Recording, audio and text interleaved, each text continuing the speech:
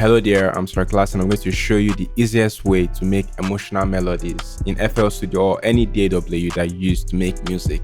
Hit the subscribe button and let's get started. So before we get started, there's a guide you can download for free. Links is in the description. You can download it so you can easily follow along and you can maybe look over it later to remember it more. So here's the guide. Let me make this bigger. In the guide, it says that first of all, you move from the one, right, to three. This is one, and these are the notes that make up the chord C, E, G for C, D, F, A for D. And now this is C major scale, but you can use this for any major scale, right?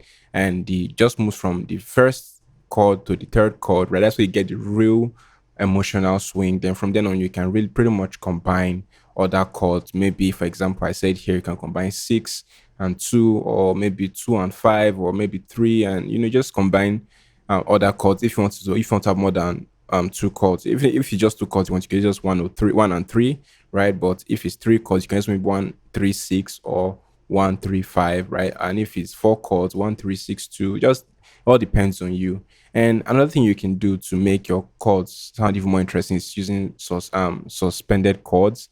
And suspended chord is simply just taking the middle notes to a higher or a lower note in the same scale, right? For example, you can see here we have C, E, G, and this is what makes up major scale key C, right?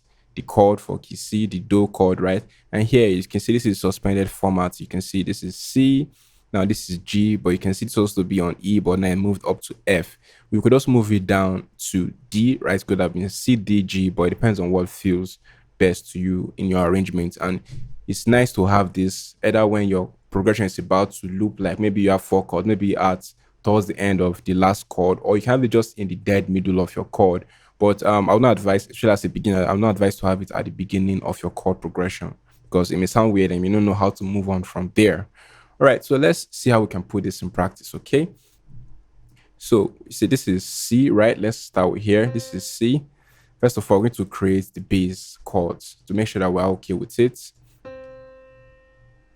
All right, I'm using a tempo of 156. You can use any BPM, depends on the genre you want to create.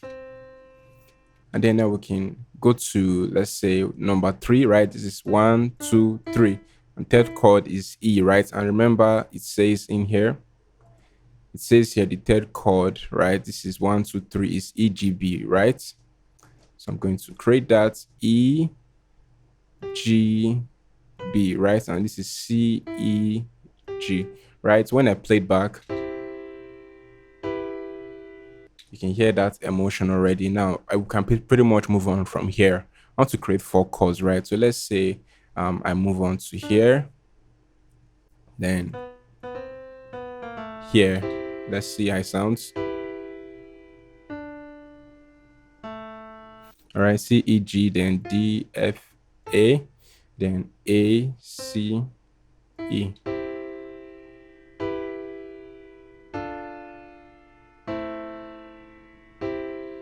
Now you see, now this sounds pretty emotional, and there are a couple of things we can do to spice this even more. Remember I said something about creating suspended chords, right? So let's see. You can see this chord right here. I can take this here. Let's see.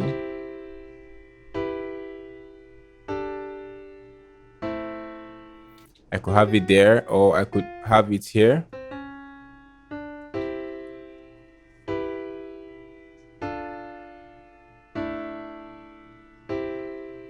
You see, these are ways to spice up your track. Or I could even reduce this, right? Then bring this guy over here, reduce it, and have a suspended chord here.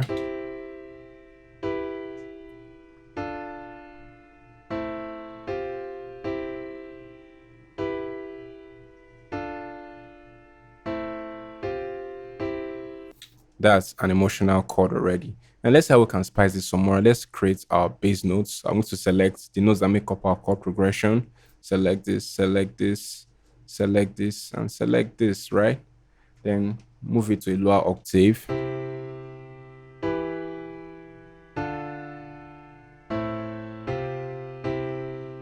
And you can take this out just to see how it feels.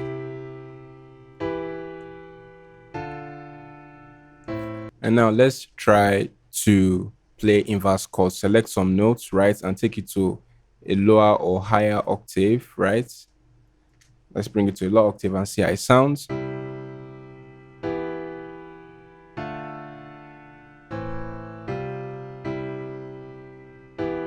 can see now that sounds good. Let's see how these chords sound with our drum track, shall we? So I already have a drum track right here from Unison. I'm going to just play my chords in and let's see how it sounds.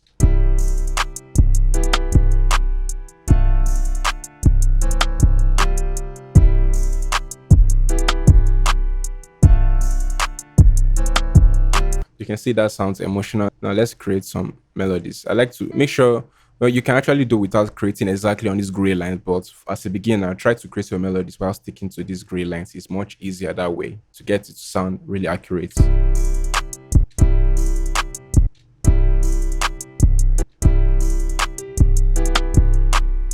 And keep the notes really simple. Let's try here and see.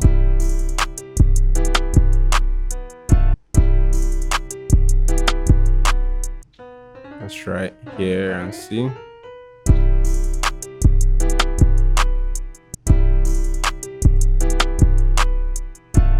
Then let's copy this.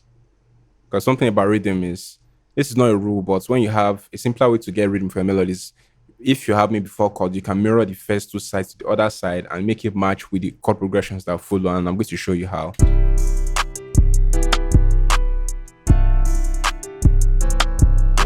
For example, you can see that doesn't match. So I'm going to just have this here to match these gray lines.